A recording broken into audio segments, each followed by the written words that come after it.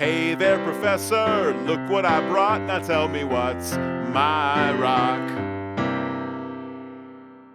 Hey everyone, welcome to another episode of What's My Rock, the show where real people bring in rocks to me and I try to identify them. I'm your geology professor, Dr. Abstract. I'm here with my new friend Lars. And Lars, where are you coming? Lars or Lars? I heard you say Lars. Either one. Okay. You can call me what you want. Just don't call me late for dinner. Okay. So well, okay, late for dinner. okay. Don't call me Shirley either. Okay. And where do you live? I live in the Altadena area in the foothills of the San Gabriel Mountains. Okay. And I own a piece of property up in the Angeles National Forest, which is known as the Monte Cristo Gold Mine. Oh, okay. So you are I wouldn't call you a rock hound. You were like a miner. Hi folks, pardon the interruption, but Lars just mentioned that he lives in Altadena, which is a working class suburb of Los Angeles. We filmed this episode in August of 2024, but many of you know that in January of 2025, the greater Los Angeles area was hit by several large wildfires. And some of you may recognize the name Altadena because a large portion of that city was destroyed by a fire called the Eaton Fire.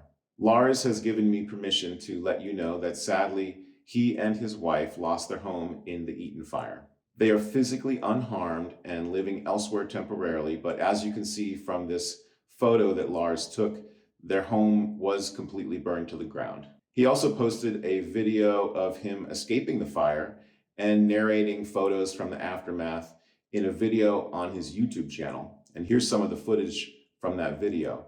His channel is called This Old Mine with Lars, and if you'd like to send him some kind words of encouragement and support, I recommend that you go comment on this video that you're seeing right now. It's called The Eaton Fire and Our Home. I put a link to this video down in the description. Also, he's set up a GoFundMe page where he's accepting donations for their recovery, and I recommend that you go give if you're able to, as I already have. I've also put a link to this GoFundMe page down in the description below. So I thought I should let you all know this, partly because I know some of you would have asked about it anyway, but more importantly, I'm hoping our little community of rockhounds is able to help out a friend in need.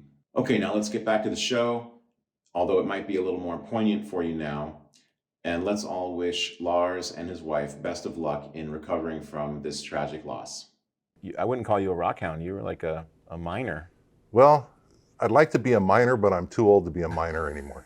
But no, yes, prospector, miner. Okay. But I'm becoming more interested in just the rock structures. Okay. So because I haven't found any gold, so I Right. might as well do something with the place. That's right. That's right. That's a way to make lemonade from lemons, as That's they it. say. And it turns out rocks are cool, even the ones that aren't worth anything. They're just interesting, aren't they? So sure. Yeah, very good. So I'm going to assume you have a pretty good knowledge of rocks. Just from what I've learned on Yeah. YouTube. Well, you have some knowledge. Yeah. So that's good. And are these all rocks that you have found? All but these two. Those two. Okay, got Yes. it. So let's start out. Why don't we start out with this one right here? Because you were telling me off camera what's going on with this. Okay. About 70 years ago, my father-in-law, my wife's father or wife's parents, were given this, and supposedly it's a geode, but they aren't quite sure, so they threw it at me this morning and said, ask Dr. Abstract to see what it is. I told them I think it is, but until it's cut, we won't know. Yeah, I mean, it looks to me like it probably is. It's at a minimum, it's what we call a concretion. Have you heard that word before? Yes. So a concretion is a generic term for any sort of mineralization that occurs inside of a rock due to fluids that are flowing through it. Mm-hmm. And crystals will grow as they're precipitated from the fluid inside the rock, inside some kind of cavity in the rock. Sometimes they go to completion, they fill up the cavity. Mm-hmm. Sometimes they don't fill up the cavity. If they don't fill up the cavity, that would be a geode. But if they completely fill it up, then we would call that probably a concretion, something like that. So the question is, did this one grow to fill the cavity completely, or did it leave a little bit of airspace? And that's what we want to know. Or does it have an alien artifact hidden inside? That would be amazing. We'll have it live on camera, and we probably would get a Nature paper out of that one. We would be famous. Yeah, I wouldn't count on it. Okay, so I'll do one quick thing. Concretions tend to form in carbonate rocks. And so if I put a little bit of fizz on here, I bet you that this will give me a little fizz. There we go. Yeah, so we're getting a fizz on there. So there's some carbonate in there. We expect that for a geode. So your wife wanted to find out if this is a geode, so we can go ahead and we'll bring this out to our rock saw and we'll cut it open. Excellent. Do you want to do the cut, or do you want me to do the cut? I'd prefer you do it. Okay, I'll do it. Then we'll do that. Okay. So because that way I don't lose out on dinner if something goes wrong. Well, what if I lose out on dinner? Well, that would be between you and your wife. Yeah, well, what if your wife calls my wife through the wife hotline and says, "Don't give him dinner because he ruined my rock"? There is a wife hotline? You didn't know that? No. Okay. I'm screwed. Okay. Okay. So now let's have a look at these. So where did you get these? Okay, these are from the vein from the original Monte Cristo mine. It's an adit that goes back about 370 feet. Okay. And at one point, there's a large quartz room, that's all quartz, just about 90%, with little shots of this black stuff in it. Okay. But on the edges, there's this mineralized quartz. Okay. And I'm told that anything that's mineralized and has this dark stuff on it, particularly if it's pitted, would probably have gold in it. Okay. The pits being what's left over from once having iron pyrite. Sure. And that has dissolved out. Right, right. We have a lot of pyrite in there. Yeah. So you want to know, you're just trying to know the nature of this, or you want to know if there's gold in it, or what are you looking for here? Well, I'd like to know if there's gold in it, but okay. I'm pretty sure it's mostly silica and maybe some feldspar. So first of all, there's a little bit of this, I guess what I would call stockwork right in here, right? It's got little holes in it, but it has these long mineral features that are going through it. So there's something that dissolved out of there, right? So this is remnant material, meaning it used to be like a mesh network of some mineral with another mineral in between it, but one of the minerals got dissolved away or was oxidized or something. They kind of look like gas bubbles in a volcanic rock, but I don't think so, because they have these long ridges, which are an indication of mineralizations that connected all the little spots. Usually they're going to be something resistant, and the most obvious thing that would be quartz. Yeah, that's a beautiful little stockwork right there. There's a little bit of muscovite mica in there, not surprising.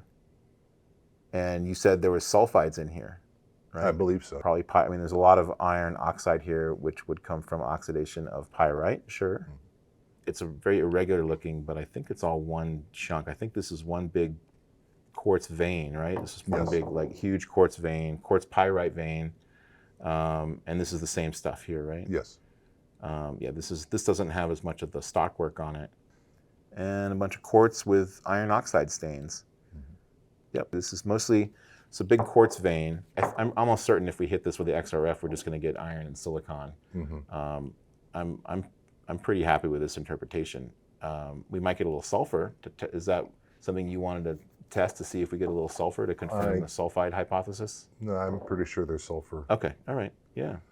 When you see a big quartz vein, almost always what that means is an aqueous solution, so a water-based solution, right? So quartz, a lot of people don't realize, is actually very soluble in water when you go to high pressures and temperatures. Right. So it's not soluble at the conditions of our atmosphere, because that's why we have quartz sand beaches, right? We can lay on the sand, and the sand accumulates on the edge of the ocean because it's not soluble. But when you go deep in the earth, it becomes quite soluble. And that's why, so down on the earth, if you're at high pressure and temperature, you have water going through rocks, they're going to dissolve a lot of quartz.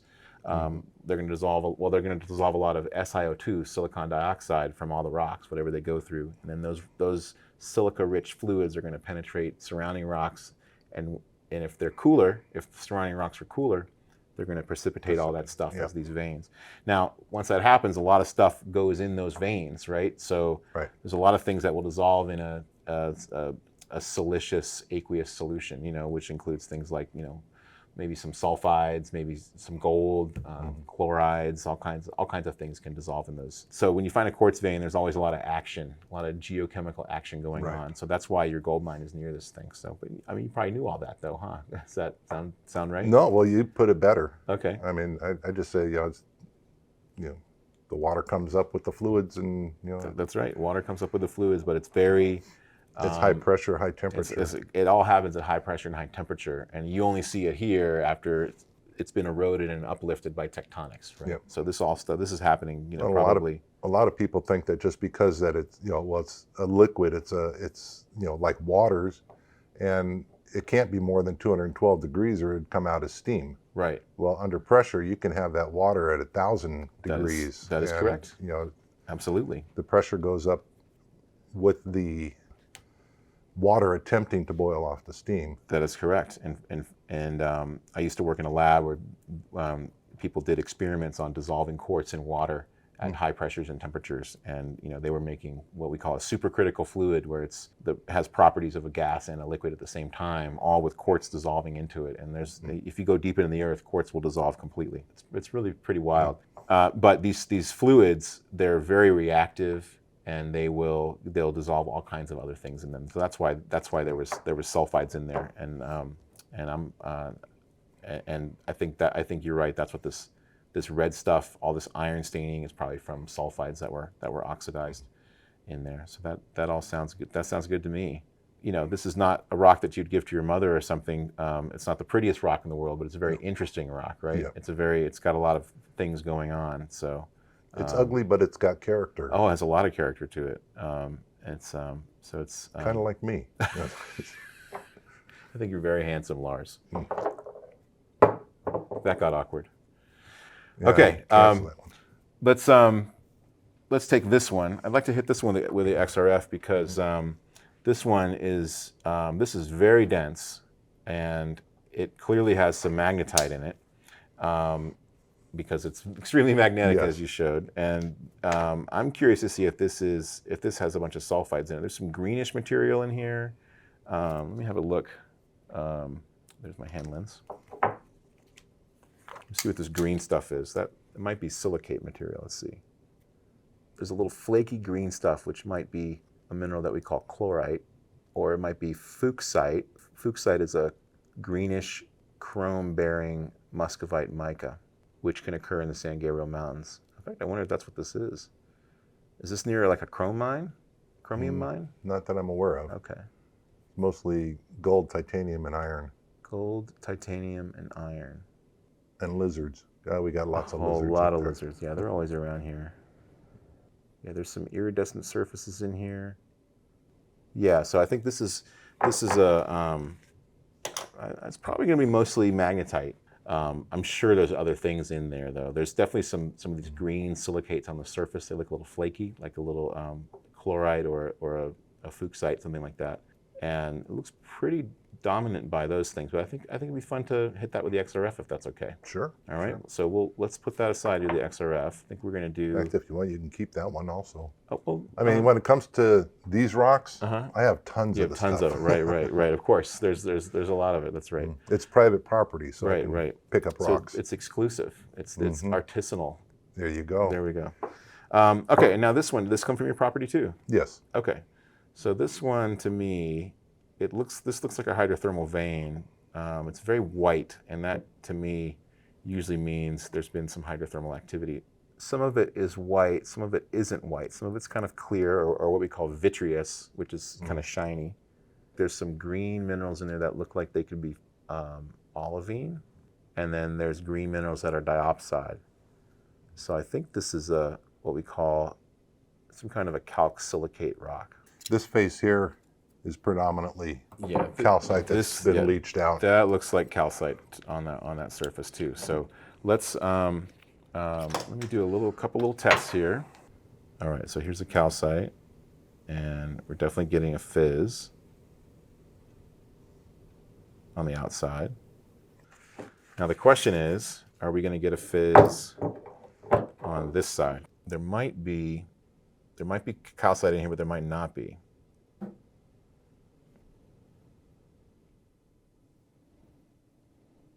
Yeah, that's not fizzing at all. Okay, so that gives me a little bit of confidence that this is what I think it is, which is going to be a calc-silicate rock. What happens in a lot of metamorphic areas like the San Gabriel Mountains is that you'll get a magma come up, and that magma is a source of silica, right? So most magmas are silicate magmas. They have a lot of SiO2 in them.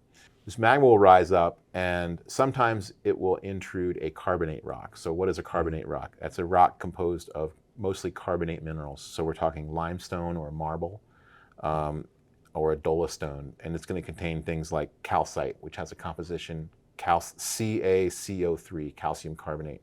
So we'll have hot silicate magma coming up. It intrudes carbonate rocks, and so what happens is chemistry. We get silica from the magma is going to react with the materials in the carbonate rock, and we're going to get things that have calcium and magnesium and silicon.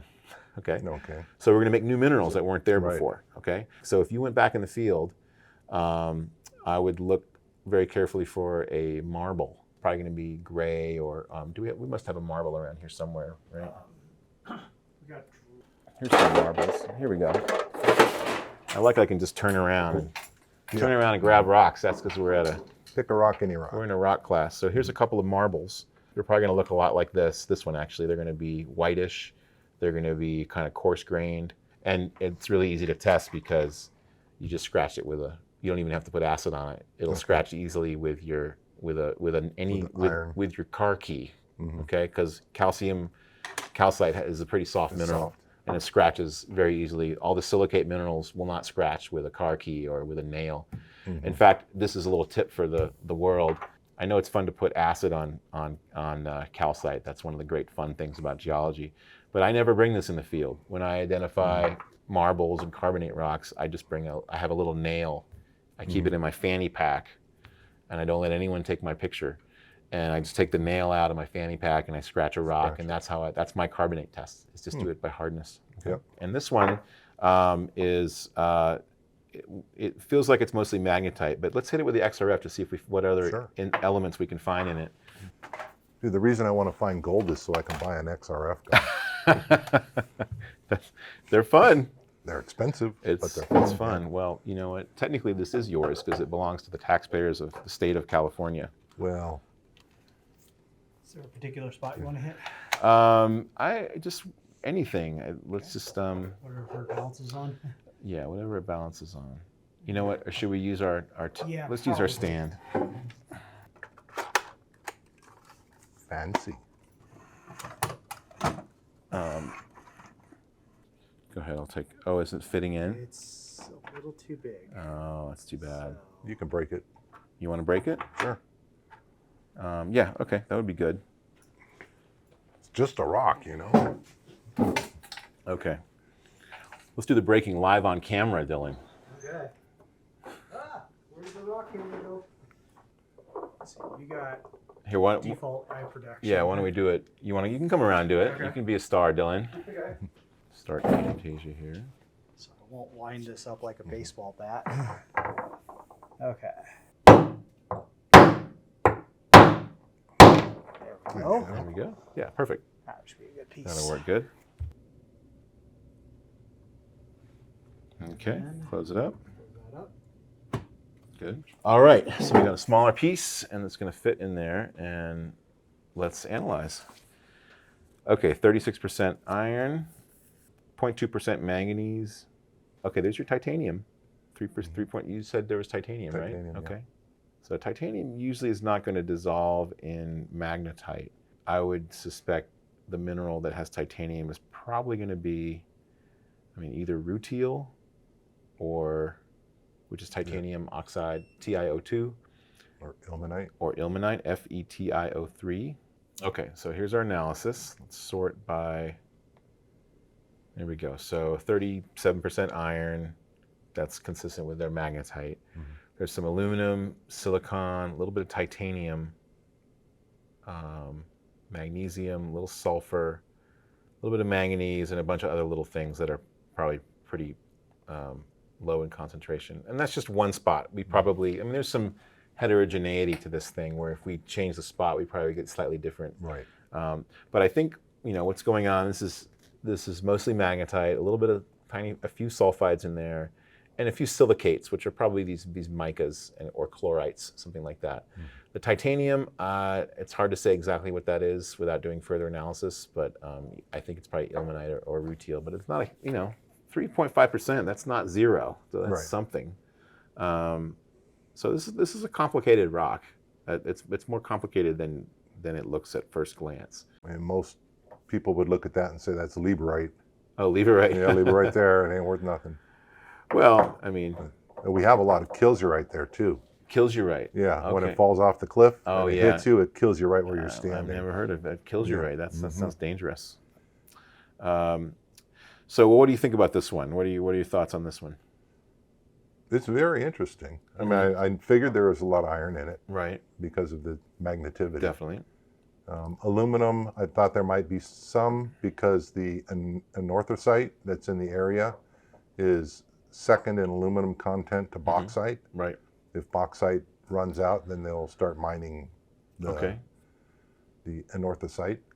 I think the aluminum in this case, because with the hand lens, I could see some flaky minerals they're vitreous. That means they're shiny and they're flaky, a little bit of color to them. I think that's some sort of what we call a phyllosilicate, a sheet silicate, like a chloride or a mica. They're going to have silicon and aluminum in them, and a little bit of magnesium as well. So, well, the chlorite would. So actually, it probably is chlorite.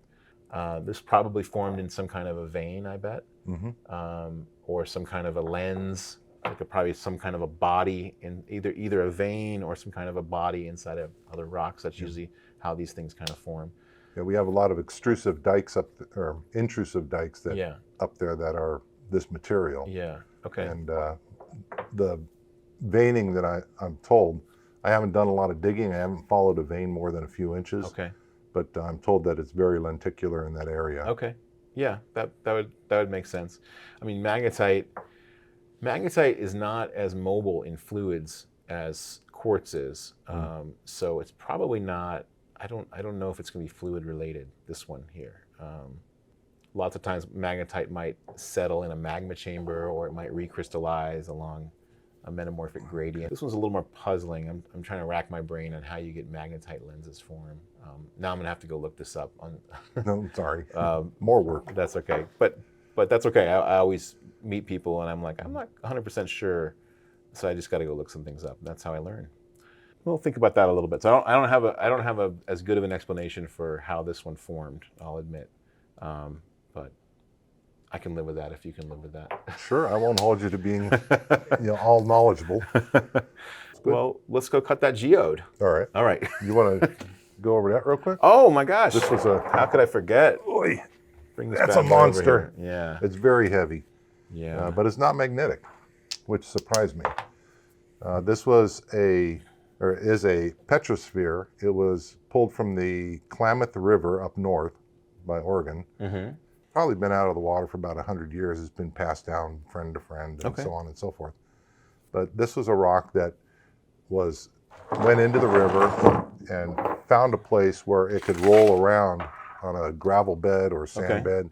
So it's natural. Yeah, and got caught in a whirlpool or a tide eddy, and just rounded itself out. It's not perfectly round. I've never heard the term petrosphere. I mean, I think I know what you mean, but at first I thought that was an archaeological term. Archaeologists have all kinds of weird words they for make things. up. Yeah, we'll just make up names for it. What the heck? Okay.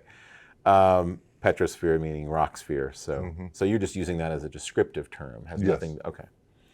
So it's so heavy, and it'd be interesting to find out what it is. I've hit it with the metal detector. Right. And there's nothing in it that triggers a metal detector. I've hit it with magnet. There's nothing magnetic. Well, this looks like an andesite to me, which is a volcanic rock. And I'm looking here. It's got mostly feldspars in here. These white grains are feldspars. It's not obvious to me that there's quartz. There might be a little bit of quartz. I don't think so. I think this is probably an andesite. It could, if there's a little bit of quartz in it, we might call it a dacite. They're both volcanic rocks, and which is not surprising because what's up there. Yeah, volcanoes. Right, which Mount Shasta being like the most beautiful. It's a beautiful volcano. So Mount Shasta's up there. There are also historical volcanoes. This one could be an older andesite because you found it on the Klamath River, And in the Klamath River, that whole area is what we call an accreted terrain, which is a big chunk of crust that slammed into California. So it's a millions of years. subduction zone. Right, exactly. It was like there's a subduction zone, but then a little chunk of it got slammed in and it stuck there.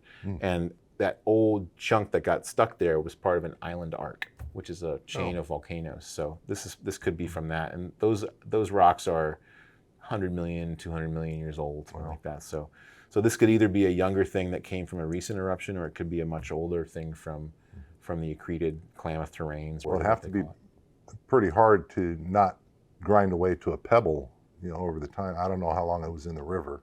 Sure. I mean, well, first of all, let's just say it's gorgeous. It's really neat. Like, it looks like it was made by a human, right? I looked for tool marks. And I didn't see any. I mean, it could have been, but I mean, it looks so round. But I think I know what you mean. It got caught in that washing machine effect. Volcanic rocks will do that, by the way. They'll if a river goes over volcanic rocks, it'll create these sort of Swiss cheese holes. Right. There's a famous place I take students up towards Bishop called Fossil Falls, which is open to everyone. It's this old dried riverbed and has these beautiful holes. It's a very durable rock. So that's why when it got caught in a hole and sat there for a long time. This is a very durable rock. So. Would this be in the basaltic family? We might call it a basalt, sure. So I mean, it goes basalt, andesite, dacite, rhyolite, and so basalt has the least amount of silica. You could, in the petrology world, in the International Union of Geosciences diagrams, if the only crystal in it is feldspar, then you can call it a basalt. So we can call it a basalt. I don't have a problem with that. I'd have to look closely to see if we find any quartz. If there's a significant amount of quartz, we wouldn't call it a basalt anymore.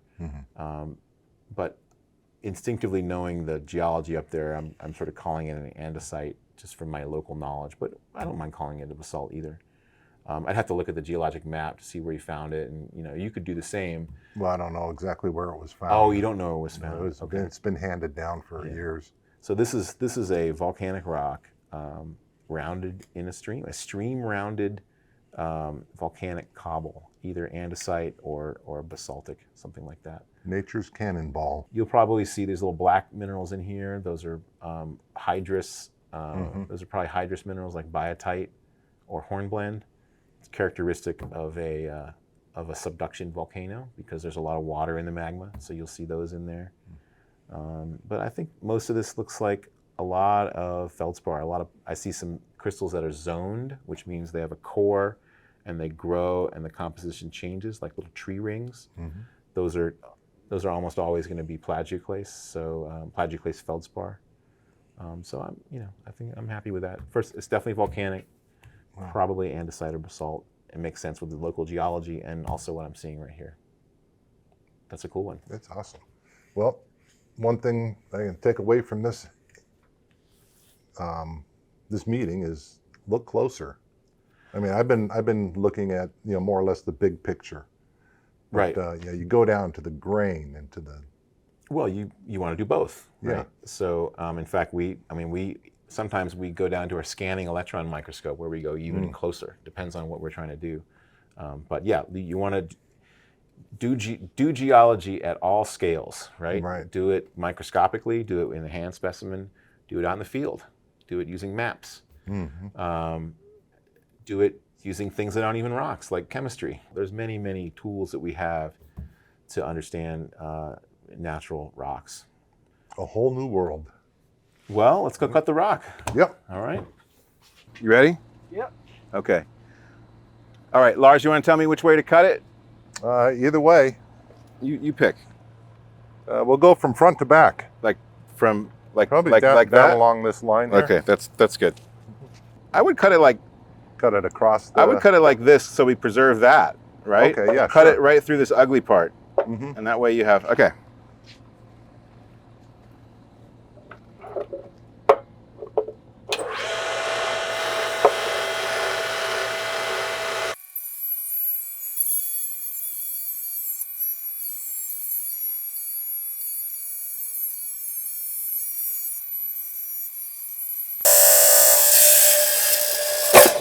Whoa! Still got your fingers?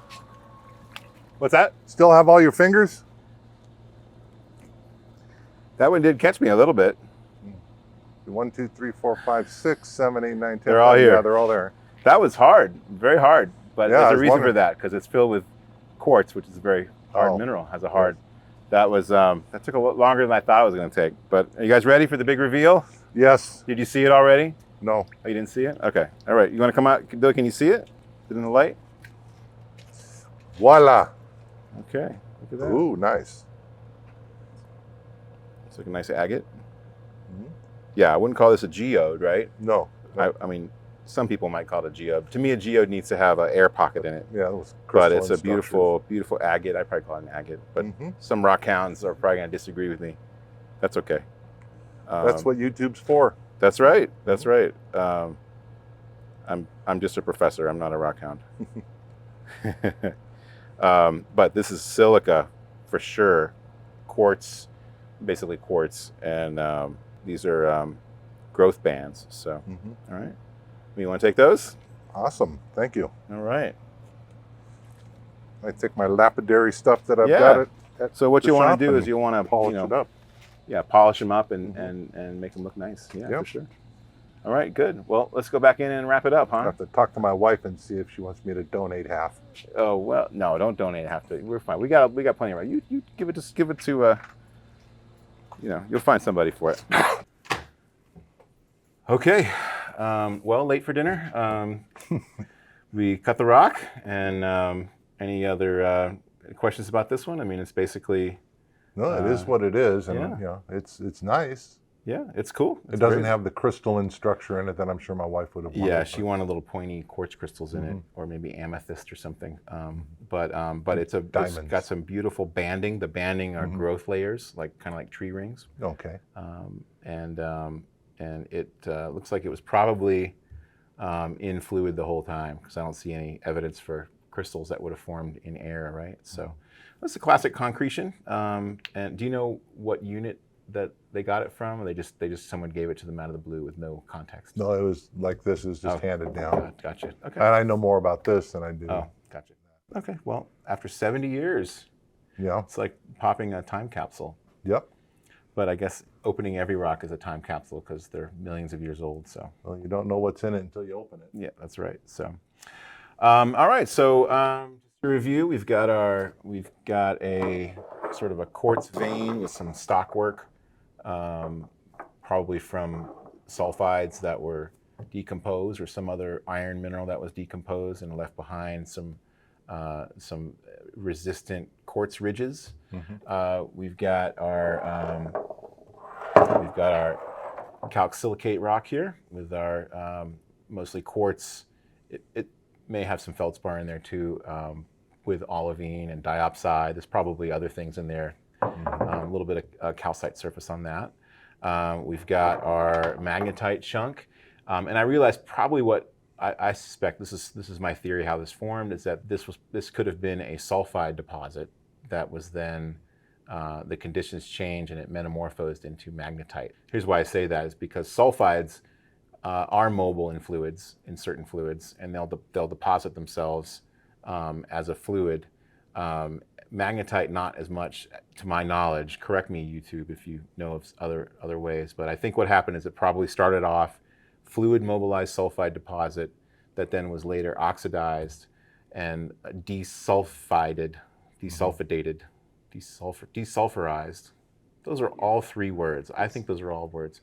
And changed into magnetite. This probably started life as some kind of sulfide deposit, just like there were sulfides here. Right, so it's all consistent. Everything, there were sulfides everywhere, and they got metamorphosed. Yeah, That's possibility. We are right next to a mountain that's called Iron Mountain, Okay, where there are iron mines. Okay, so that could be how the magnetite formed, but I'll look into that. Don't quote me on that. I'm just giving you an idea. It'll be interesting to go through some of the mines on Iron Mountain and see what kind of ore they have. Yeah, if it's that's like right. this, or if it's very sulfidated. Absolutely. There might be some remnants. There could be a gradient, meaning if you go one area, you'll find sulfide, iron sulfides, and if you walk, a kilometer in a direction, the sulfides get lower and lower and lower as you go, Right. towards some reactive area, something like that. Who knows? And then we have our volcanic boulder, our stream-rounded petrosphere, and then we have our geode that not our non-geode, our concretion it's an agate concretion from an unknown source that was given to your family 70 years ago. So that's kind of neat. Awesome. Any remaining burning questions? Yeah, where can I find more gold? That's up to me. That's up to you, yeah. We do have a gold specialist in our department, so you can, talk to him. He's on sabbatical right now. Professors take sabbatical. That means we just leave for a semester. Yeah, you disappear for a while. Yeah, it's not fair. Come back later. It's not fair to the working people. I know, I get it, but we had to go through poverty and graduate school to get here, I guess. That's it. Anyways, well, if that's it. That's it. Well, Lars, thanks for coming. Well, thank you for having me. Great to meet you and great to see your rocks. And let's all wish Lars a bon voyage on the 210 as he goes back to Altadena. Yeah, it should be fun going home. Okay, well, safe travels. Yep.